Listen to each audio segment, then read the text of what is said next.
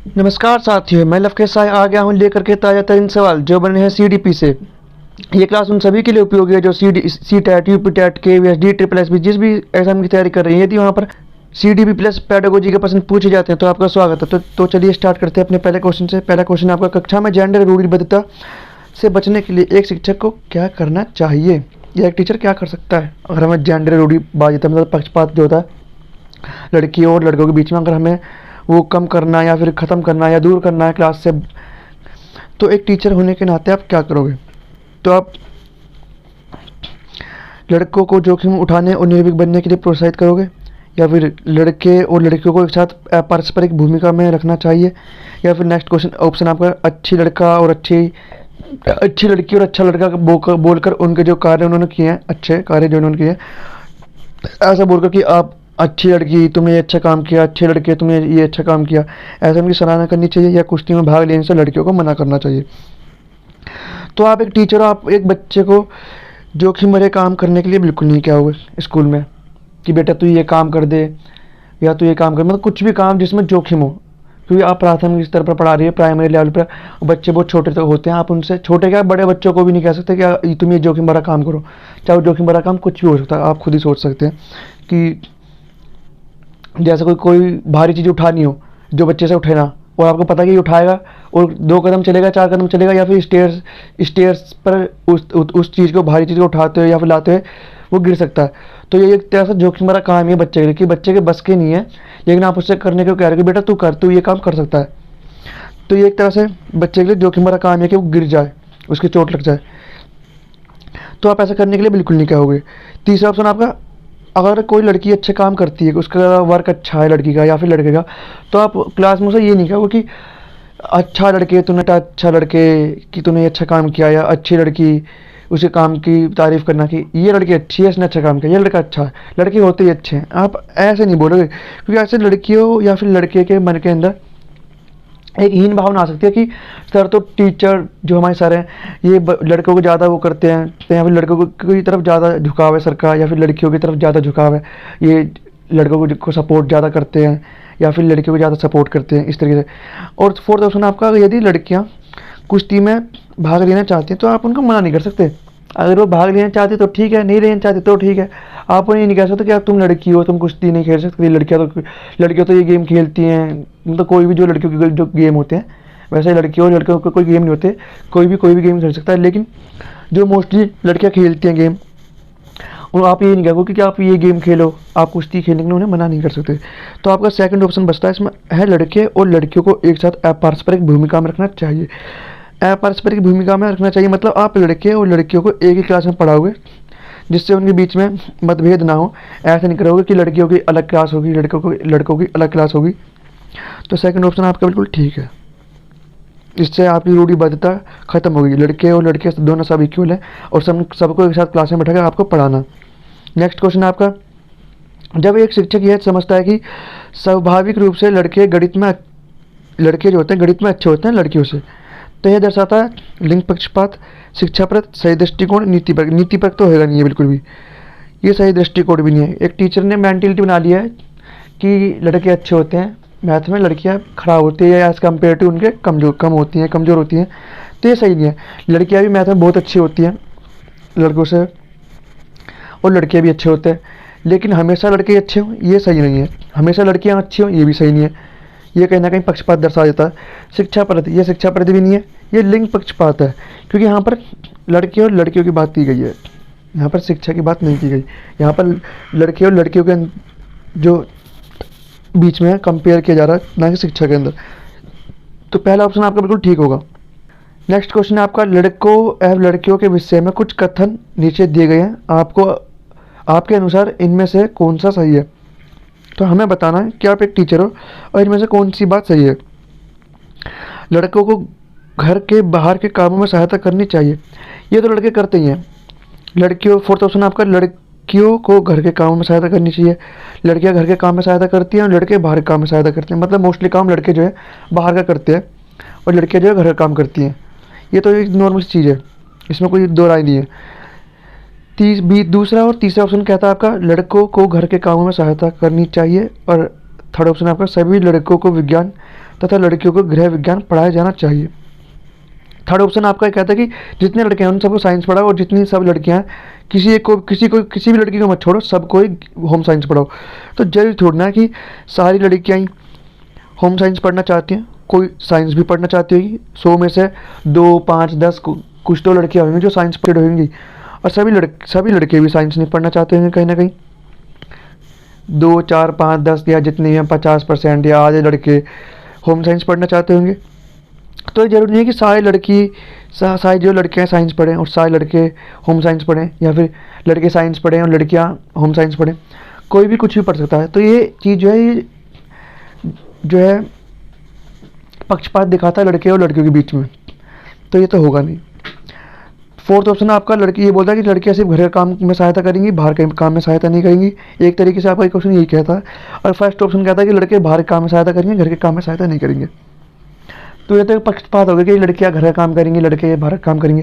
लेकिन जो second option आपका वो यही कहता है कि लड़कों को घर के कामों में सहायता करनी चाहिए। देखो, लड़के बाहर का काम तो करते हैं, सबको पता है, लड़कियां भी करती हैं बाहर का काम, ये पता है। लेकिन यहाँ पर जो ऑप्शन आपका बी सही होगा, क्योंकि लड़के बाहर का काम तो करते हैं, उन्हें घर के काम में भी हाथ बटाना चाहिए।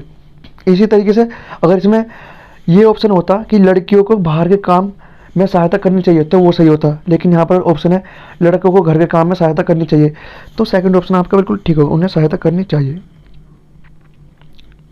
नेक्स्ट क्वेश्चन आपका, निम्न में से किसका संबंध पूर्व नैतिक स्तर से है? पहला ऑप्शन आत्म केंद्रित निर्णय, दूसरा परस्पर एकजुट उन्मुखीकरण, तीसरा सार्वभौमिक नैतिक सिद्धांत उन्मुखीकरण, चौथा अधिकार संरक्षण उन्मुखीकरण है। जो पूर्व नैतिक स्तर है उसमें ना तो यही होता परस्पर एकजुटता, ना ही सार्वभौमिक सिद्धांत होता, और ना ही अधिकार संरक्षण उन्मुखीकरण होता। ये होता है आपके कोलबर्ग की थ्योरी है। ये क्वेश्चन उससे लिया गया है, मोरल डेवलपमेंट की। ये आपके सेकंड लेवल से होता है, ये आपका थर्ड लेवल से होता है, और ये भी सेकंड लेवल से होता है रिलेटेड जो होता है। लेकिन ये जो है ये फर्स्ट लेवल से रिलेटेड होता है, जैसे हम बोलते हैं प्री कन्वेंशनल।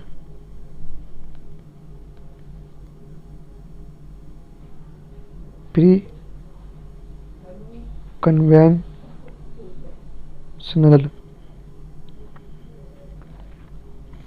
तो आपका फर्स्ट ऑप्शन यहाँ पर बिल्कुल ठीक होगा। जब हम कोलबर्ग थ्योरी करेंगे तो मैं उस लेक्चर में बताऊंगा, उस थ्योरी में बताऊंगा आपको कि कोलबर्ग ने मोरल डेवलपमेंट को कैसे देखा है, किस तरीके से उसने अपनी स्टडी करी है, क्या बताया है थ्योरी के बारे में, उसने कैसे स्टेजेस दिए हैं, उसकी स्टेजेस की क्या कमियां थी, क्या फ़ायदे थे। लेकिन अभी आप बस इतना समझिए कि आपका जो पूर्व नैतिक स्तर है इसमें आपका फर्स्ट ऑप्शन बिल्कुल ठीक है। नेक्स्ट क्वेश्चन आपका कोलबर्ग से, ये भी कोलबर्ग से रिलेटेड है। ये जो मनोवैज्ञानिक थे कोलबर्ग, ये भी इन्होंने बोला है, इसी क्वेश्चन आपसे पूछता है कि कोलबर्ग के अनुसार परंपरागत नैतिक स्तर का काल कौन सा, मतलब कन्वेंशनल जो लेवल आपका है उसमें उसका कौन सा स्तर है। ये तो है नहीं 4 से 10, क्योंकि इस एज के बच्चे आपके होते हैं प्री कन्वेंशनल में, ये उससे आगे का था पोस्ट कन्वेंशन, ये पोस्ट कन्वेंशनल में होता है।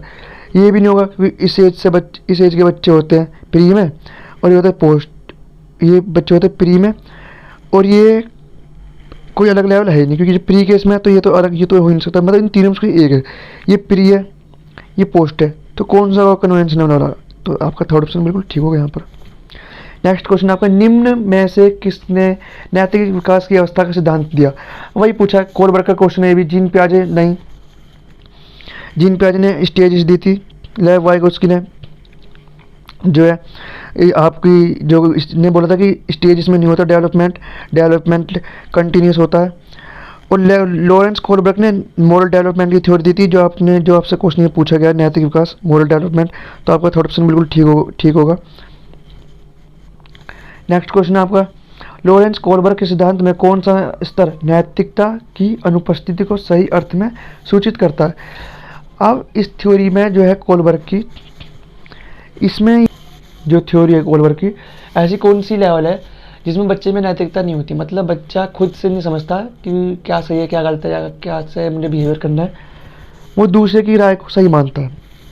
दूसरा मतलब जो हाई अथॉरिटी है, जो उसके पेरेंट्स हो या टीचर है, या कोई मोर डेवलपमेंट या मोर नॉलेजेबल पर्सन हुआ, जो उसने बोल दिया वही सही है। जैसे कि पेरेंट्स होते हैं, आप बहुत छोटे थे जब, तो आपके पेरेंट्स ने जैसे बोला आप वैसे ही करते हो। क्यों? क्योंकि आपको पता है कि मुझे इतनी समझ नहीं है, और जैसा मम्मी कह रही है पापा कह रहे हैं वो सही है, या जैसा टीचर कह रहे हैं हमसे वो सही है। आपने देखा होगा जब बच्चा स्कूल नहीं जाता, मम्मी पापा के पास रहता है, तो वो अपने पेरेंट्स की बात सुनता है कि मम्मी ने ऐसा बोला, पापा ने ऐसा बोला। पापा तो हमेशा ऐसा कहते हैं कि ऐसा होना चाहिए। अगर कोई रिश्तेदार आप बच्चे से कुछ बोलता है कि ऐसा बोले ऐसा कर, तो बच्चा बोलता है कि नहीं, पापा तो बोलते हैं कि ऐसा नहीं करना है, ऐसा ऐसा करना है। लेकिन जैसे जैसा बच्चा बड़ा होता है, उसका स्कूल में एडमिशन होता है, तो उसका झुकाव जो है टीचर की तरफ चला जाता है, तो वो टीचर की बात ज़्यादा सुनने लगता है। फिर वो बोलता है घर पे आके कि अगर पेरेंट्स कोई काम करा रहे हैं, होमवर्क में बच्चे की हेल्प कर रहे हैं किसी और तरीके से, कि बेटा इस काम को ऐसे आसान तरीके से कर ले, तो बच्चा बोलता है नहीं, टीचर ने मेरे से बोला कि इसको ऐसे बनाओ, इस तरीके से आसान है, ऐसे बोला है, तो उसका झुकाव उसकी तरफ चला जाता है। मतलब बच्चे में समझ नहीं होती उस लेवल में। तो ऐसा कौन सा लेवल है? दूसरे लेवल में बच्चा मैच्योर हो जाता है, तीसरे लेवल में वो मैच्योरिटी से आगे चला जाता है, और चौथा लेवल कोहलबर्ग की थ्योरी में है नहीं। तो बच्चा कौन सा? पहला। तो आपका थर्ड ऑप्शन बिल्कुल ठीक है। 8वां क्वेश्चन है आपका, किसने सबसे पहले बुद्धि परीक्षण का निर्माण किया था? तो David Wechsler, Charles Edward Spearman, Robert Sternberg. Sternberg ने भी नहीं होगा, स्पीयरमैन भी नहीं होगा, और वेसलर भी नहीं होगा, आपका होगा एल्फ्रेड बिने। इसने 1905 में किया था। आपका आईक्यू टेस्ट का जो जो परीक्षण है, बुद्धि परीक्षण का निर्माण सबसे पहले इसने किया था। ऐसी बात नहीं है, इससे पहले भी आईक्यू की बात होती थी कि बच्चे का आईक्यू कैसे लेवल नापा जाए, ये शब्द था, इससे पहले परीक्षण होता था। लेकिन जो परीक्षण है वो इसने किया, इसने निकाला, अपनी थ्योरम निकाली इसने, मतलब जो इसने फॉर्मूला निकाला। लेकिन जो सबसे पहले परीक्षण किया था ये एल्फ्रेड बिने ने किया था 1905 में, ये फ्रांस का था।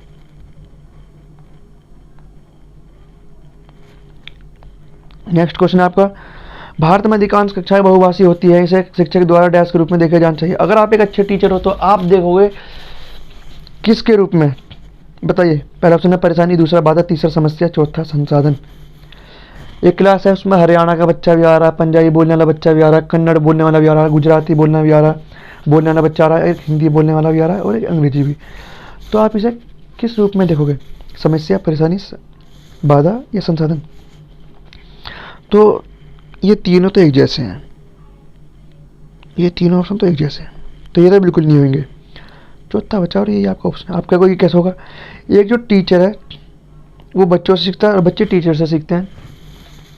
हमें बच्चे का डेवलपमेंट करना है, मेंटल डेवलपमेंट होगा बच्चे का। कैसे होगा? बच्चा दूसरे की भाषा को समझेगा, दूसरा बच्चा दूसरी भाषा बोलता है, वो किसी सब्जी को या किसी फ्रूट को अपनी लैंग्वेज में कुछ और बोलता है, आप अपनी लैंग्वेज में कुछ और बोलते हो, आप उसे बताओगे, वो आपको बताएगा। फिर उस बच्चे का कल्चर भी अलग होगा, वो अपने त्यौहार के बारे में बताएगा, वो अपने कल्चर के बारे में बताएगा, वो सामने वाला बच्चा अपने कल्चर के बारे में बताएगा। तो मतलब एक बच्चा दूसरे बच्चे से सीख रहा है, और एक टीचर भी बच्चे से सीख रहा है। तो यहाँ पर एक संसाधन के रूप में हो गया है ये, कि बच्चे का मेंटल लेवल डेवलप होगा इससे। बच्चा कल्चर के बारे में सीखेगा, वहाँ पर रहन सहन, खान पान, वेशभूषा, मतलब हर बच्चा एक दूसरे से सीखेगा, टीचर भी बच्चों से सीखेगा। तो ये संसाधन के रूप में देखेंगे, ना कि परेशानी के रूप में। और लास्ट क्वेश्चन है आपका, पर्यावरण अध्ययन के बारे में निम्न में से कौन सा कथन गलत है? पहला ऑप्शन आपका पर्यावरण अध्ययन, पर्यावरण से अवगत कराता है, बिल्कुल ठीक। एनवायरनमेंट हमें बताता है कि हमारे एटमॉस्फेयर में क्या है, क्या नहीं है, हमारे आसपास क्या है, हमारे पर्यावरण में क्या है, बिल्कुल। पर्यावरण मनुष्य से संबंधित है, बिल्कुल ठीक, मनुष्य से संबंधित है, इसलिए इसकी खोज की प्रकृति वैज्ञानिक नहीं है, गलत। इसकी खोज की प्रकृति वैज्ञानिक है। हम नई नई स्पीसीज़ का जो है खोज करते हैं। कभी हम पर्वत हो गए, पठार हो गए, उनके बारे में, चट्टानों के बारे में नई नई खोज करते हैं कि आज इस चट्टान के बारे में पता चला, आज इस नए पौधे के बारे में पता चला, आज इस नए जानवर के बारे में पता चला, आज इस जलीय जीव के बारे में पता चला कि इतने तरह के होते हैं। मतलब नई नई चीज़ों के बारे में हम खोज करते रहते हैं, और ये किसके द्वारा की जाती है? ईवीएस के अंदर ही, विज्ञान के द्वारा। तो ये तो प्रकृति जो है वैज्ञानिक हुई, और यहाँ बोला प्रकृति वैज्ञानिक नहीं है, तो सेकंड ऑप्शन आपका गलत होगा, और आपसे गलती पूछा। थर्ड ऑप्शन भी देख लेते हैं, पर्यावरण सार्वजनिक खोज के लिए नींव रखता है, बिल्कुल ठीक है, ये नींव रखता है। अगर हमने कोई नई खोज की स्टार्टिंग करी है तो हमने उसकी नींव रखी, एक तरह से आप ये कह सकते हो। पर्यावरण अध्ययन में ऐतिहासिक, भौगोलिक, आर्थिक और राजनीतिक आयामों से लेकर समाज के विविध सरकार शामिल है। मतलब हम ये कह सकते हैं जो पर्यावरण हमारा है, इसमें हम सबको लेके चलते हैं। ऐतिहासिकता भी आती है इसमें, भूगोल भी आता है, आर्थिक भी आता है, राजनीतिक पॉलिटिक्स भी आती है, और समाज के विविध जो वर्ग होते हैं उनके बारे में भी हम पढ़ते हैं। तो पर्यावरण जो अध्ययन है हमें इससे सबके बारे में पता चलता है। तो आपका सेकंड ऑप्शन बिल्कुल गलत होगा और सारे आपके ठीक है। तो फ्रेंड्स, आज की इस वीडियो में हमने CTP के क्वेश्चन तो देखे ही देखे हैं, साथ में हमने इसमें पर्यावरण के भी कुछ क्वेश्चन देखे हैं, EVS पेडागोजी के। अगर आपको वीडियो अच्छी लगी तो लाइक कीजिए, कमेंट कीजिए, और अगर आप हमारे चैनल पर नए हैं तो हमारे चैनल को सब्सक्राइब भी कीजिए।